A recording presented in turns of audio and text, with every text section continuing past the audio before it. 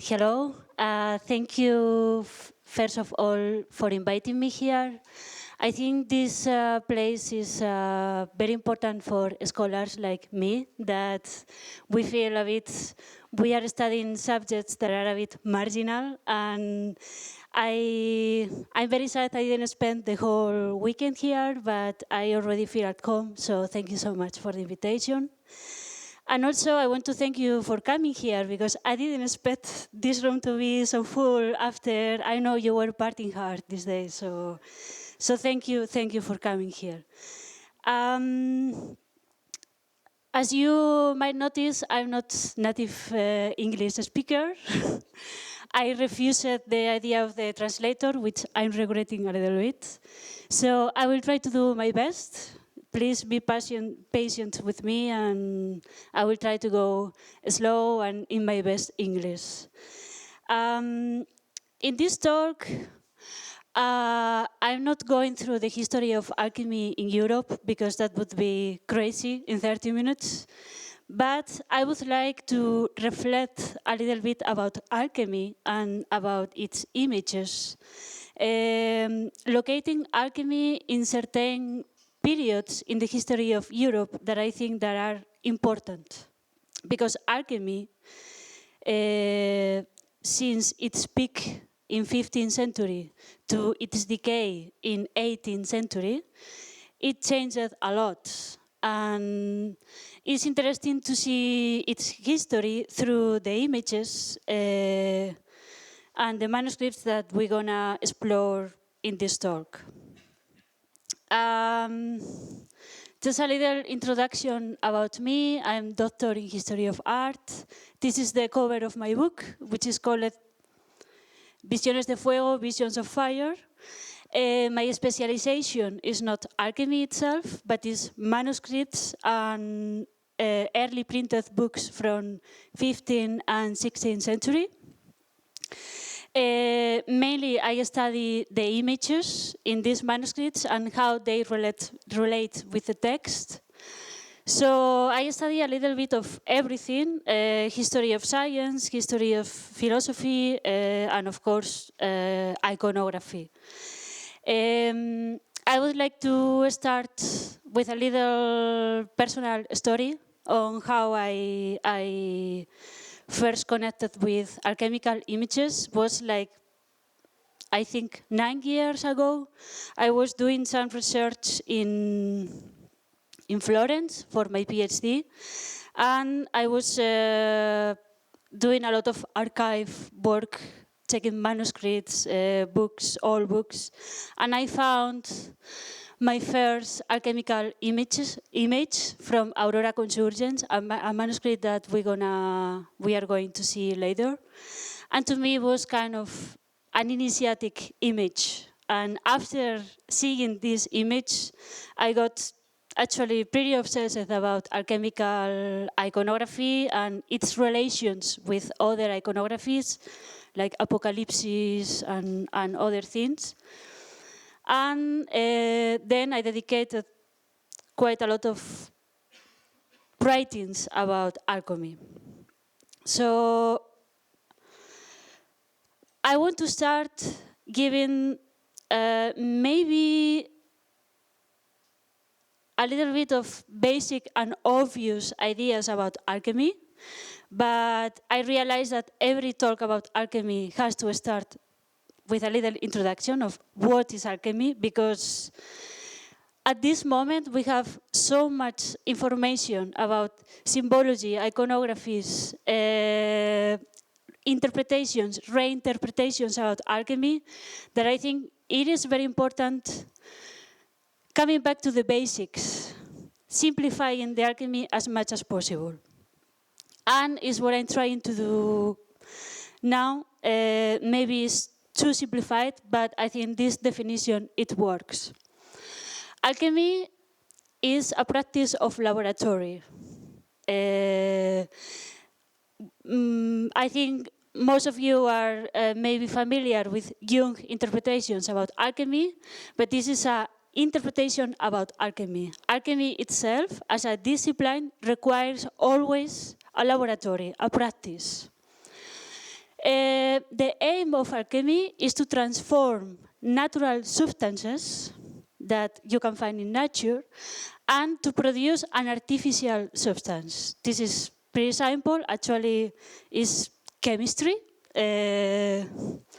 So far, it's just simple chemistry. And the way of transforming these substances is always through fire. There is a process of fire. That's why this talk is called Visions of Fire, because the fire is an element that is always present in alchemy.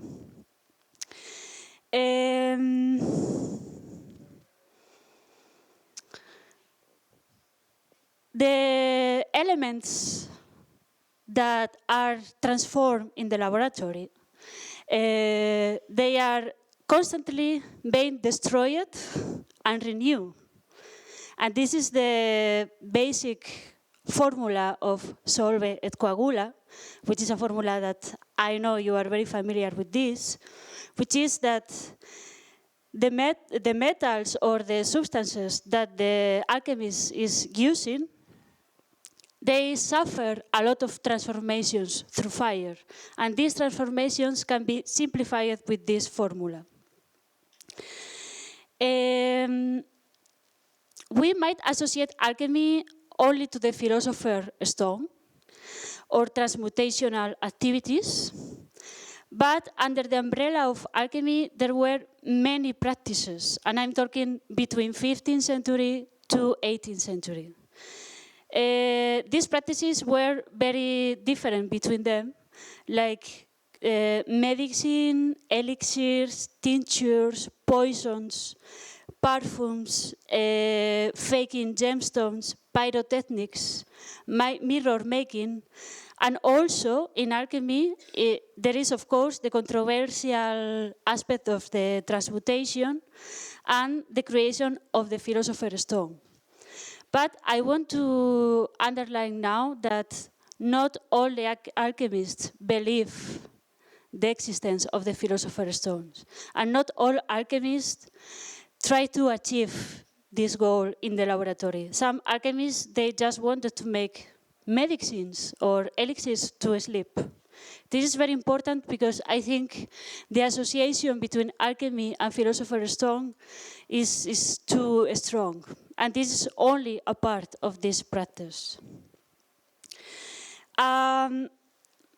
If I would be forced, which I am now, because the time we have, to summarize the identity of European alchemy, I would like to point to three main characteristics. The first characteristic is that it is a controversial practice, and it is controversial still today. Alchemy always have dealt with polemic concepts like nature manipulation, life creation, or simply interfering in life. This is still today very controversial. If we think, for example, it's very controversial still manipulating genetically vegetables. These still ideas that are not easy. Manipulating nature has been always debated, and many alchemists saw themselves as nature imitators in producing new species, while also they seek to transcend and perfect nature. And this is, of course, in the context of Catholicism, this is controversial, because it's supposed that nature is already perfect. Alchemy is operated as sort of Frankensteins. Actually, analogies between laboratory work and embryology are very present in alchemical manuscripts. Another controversial aspect of alchemy, and maybe I would say the main controversial aspect, is the idea of the creation of gods. because many people saw alchemists as persons that were faking promises.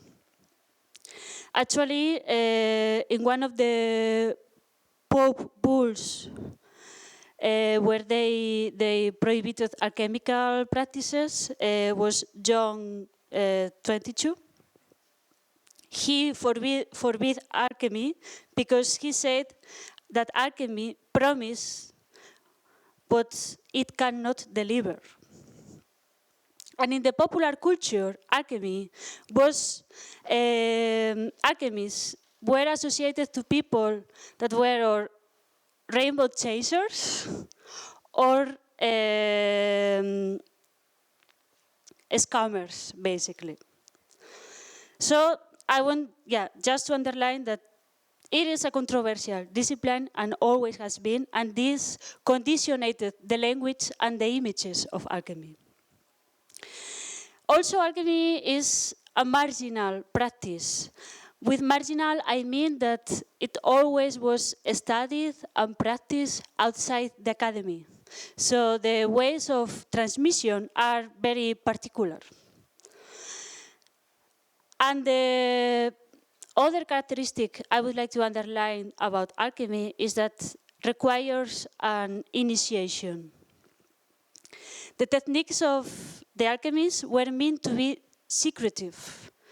But on another hand, it was necessary to transmit this knowledge.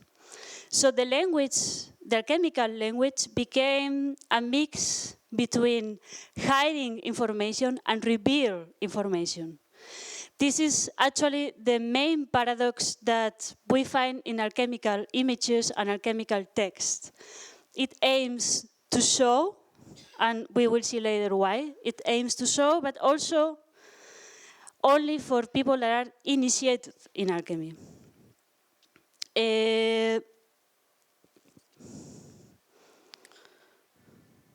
Okay. I also would like to say that European alchemy owns a lot to multiple cultural contexts and different historical periods. But summarizing a lot, I would say Greco-Egyptian tradition, Byzantium, and mainly to the Arab translators from the 8th century.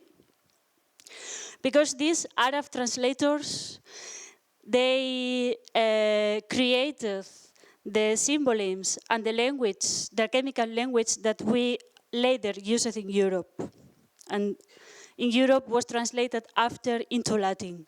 But the main filter is this Arab culture from 8th century. About the biography of alchemy in Europe, I would like to, I don't know if I have it here. I would like to define it in 3 different periods, which to me are the main periods of alchemy. 15th and 16th century, I think, is the golden age of alchemy in Europe. Of course, it was practiced before, but this is what I would highlight as. I received a message. This is what I would highlight as the golden age. The next period, also 16th, 17th centuries, is a period that for me is defined by alchemy being a too versatile discipline. And alchemy here, in this period, is suffering for being undefined. As I said before, in alchemy, you would have people looking for the creation of gold, but at the same time, you would have just doctors creating medicines. And it was so, the discipline itself, it was so undefined and so amorphous that it had tensions between them. Alchemists were not agreeing with each other in a way.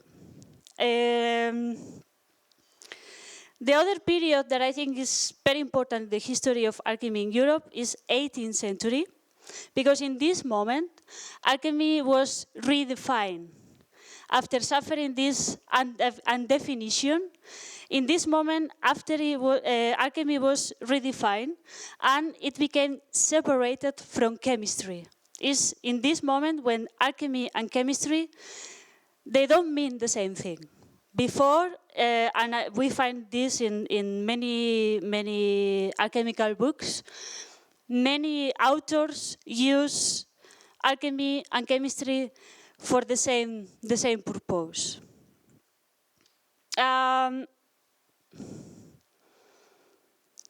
There's some images of Philosophorum.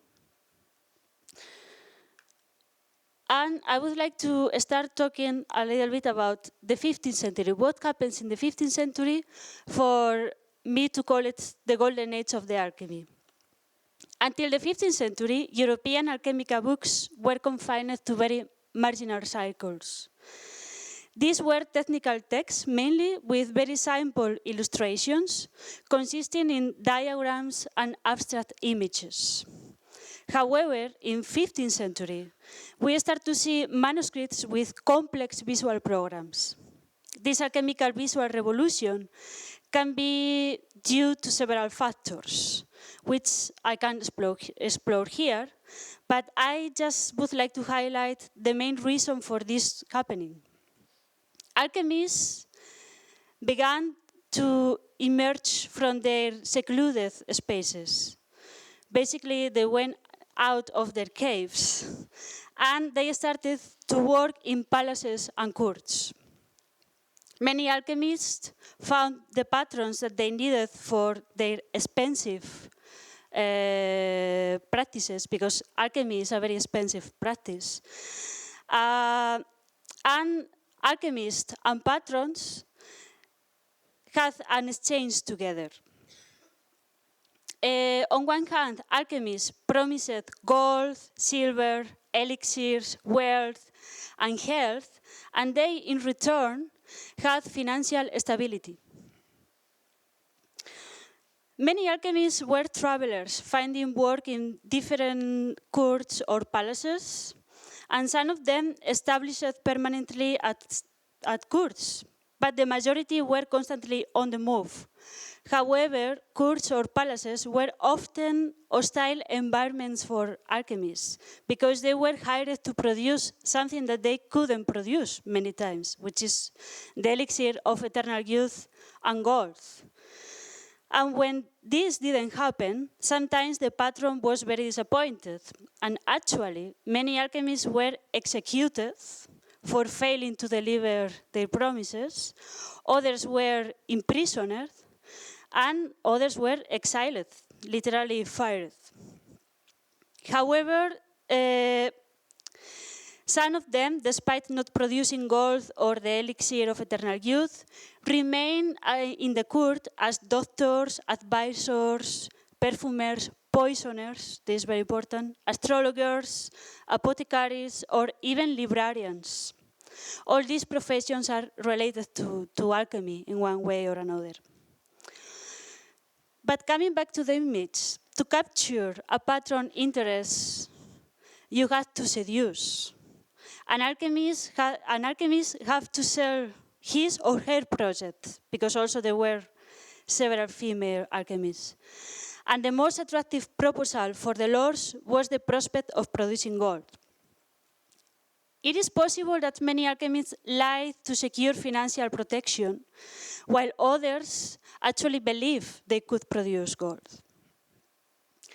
I want to insist with this that there were different kinds of alchemists.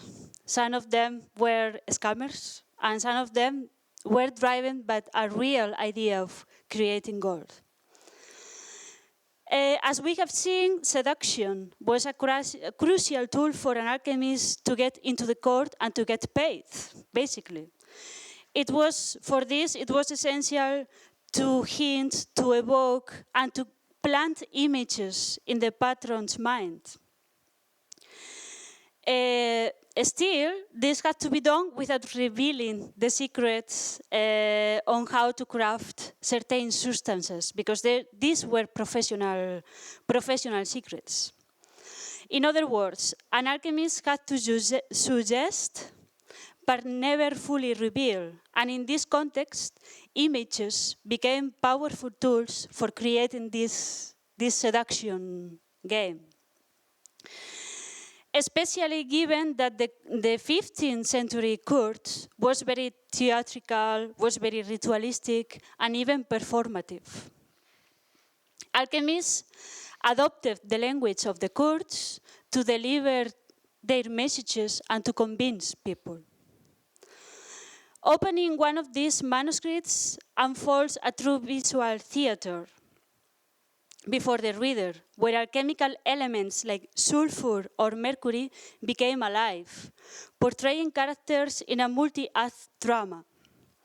For instance, in transmutatory alchemy, the one using for manipulating metals, there is a duality that is always present. It's a duality of sulfur and mercury.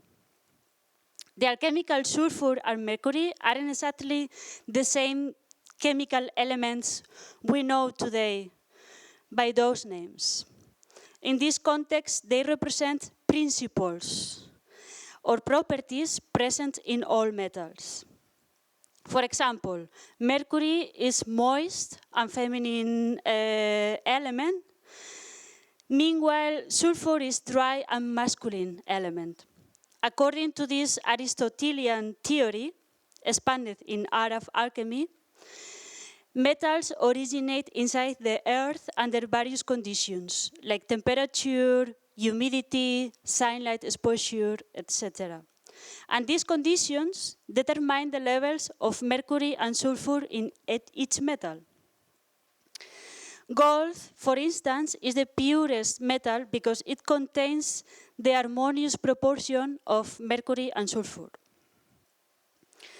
So, in the end, producing gold for an alchemist is a matter of achieving the right proportions between these elements.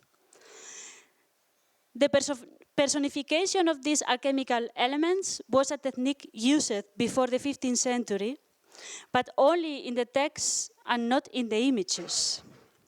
In Greek and Arab alchemical literature, the fusion of metals was described as an embrace between a king and the queen, or a courtship between the moon and the sun. They are also named alchemical marriage, which is what we have here. This is a translate into images of these concepts of sulfur and mercury. Aurora Consurgens is a pioneer 15th century manuscript resulting from this exchange between alchemist and court. And it contains a very iconic visual apparatus. It starts with the androgynous or hermaphrodite that is always present in alchemy, representing the fusion of the previous elements that I mentioned, sulfur and mercury, that gave up into their identity, solve, to create or unite into a new identity, coagula. And also, I would like to read the text that comes with this image in the manuscripts, because it's actually very, very beautiful. It says, "To my beloved, I offer my lips. He seals his lips against mine. He and I became one vein. Who will separate us from love? No one, no force. Our love is as strong as death." So, as you can see, love language is a tool that alchemy used a lot to talk about this solve and coagula formula. This is an image warning about fake alchemists. This is the alchemy feeding to philosophers. And I will go to the next manuscript I would like to talk a little bit about. This manuscript is from 16th century. And in this moment, alchemy and alchemists in 16th century, we are still in the golden age of alchemy, enjoyed a certain stability in European courts. Still, alchemy always was controversial. They could be stable, but still with some problems, some controversies. This moment is also particular because it was like a discovery of many studies like Kabbalah and pagan readings that created, let's say, a hype about certain esoteric subjects. And these books became really a hype for rich people. These books that I'm showing here, they are very beautiful and we love them, but the truth is that for an alchemist, they would be very disappointing. These books are books for be seen and not to read, because the formulas are very simplified. Also, we have to be honest with that. They are beautiful, but not practical, not for working in the laboratory. Many of these alchemical editions contain very simplified formulas to reach an average audience that they weren't not really introduced into alchemy. And the reason why some of these books became so popular is actually because it's images. One example is this manuscript here, Splendor Solis. Its images interested printers and it became quite popular in the printing editions, until the point that some of them were published only with the images, without text. So just to say how important the images, the role of the image in this book collection and knowledge. And I think I will go very fast through this because, yeah. Some images of Splendor Solis, the hermaphrodite. This is the dismembered body with a golden head in the hand. It symbolizes the quintessence.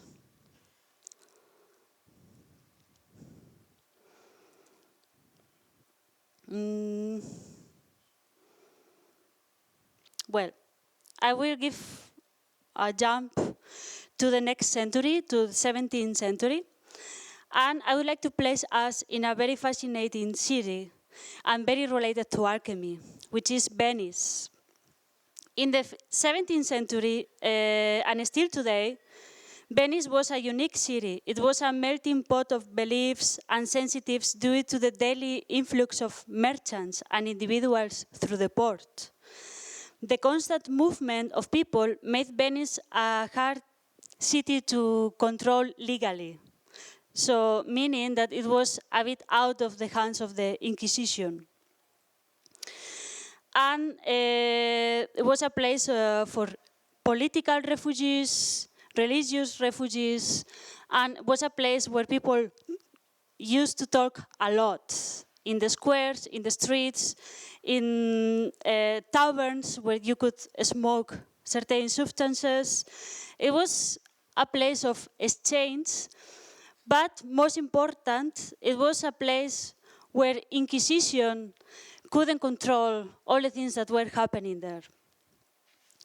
Meaning that it was a place which hosted a lot of different characters, like intellectuals, philosophers, but also opportunists, also business people, and alchemists were, of course, between these two, mediating, because alchemists, there is a certain profile of alchemist that is an opportunistic person that is always trying to find material gold.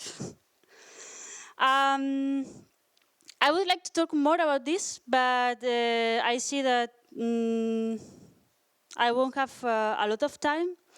I wanted to talk a little bit about one alchemist that fits this profile of a scammer, which is Waldy, this person here.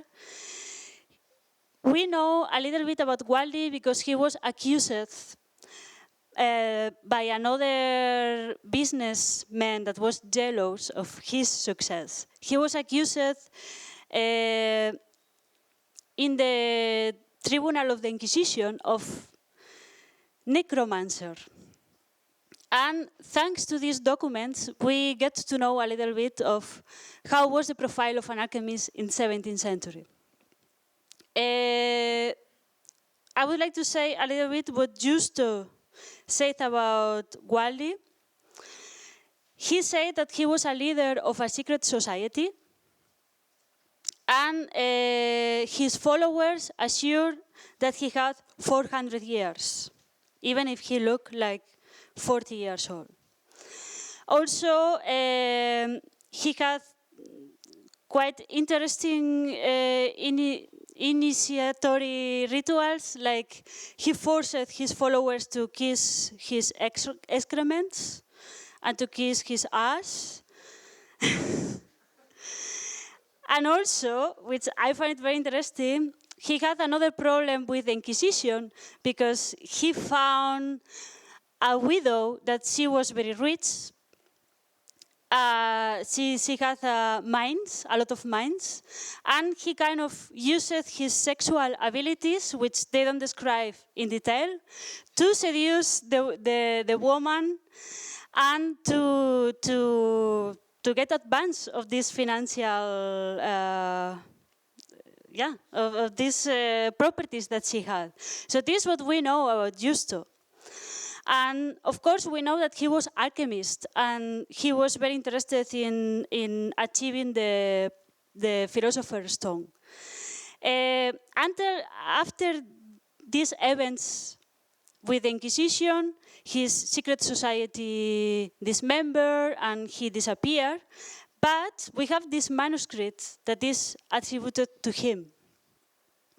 This is the first image of the manuscript, which shows the original chaos, which is essential, is the first stage of alchemy is chaos. This is the alchemical marriage. This is another way of symbolizing putrefactio.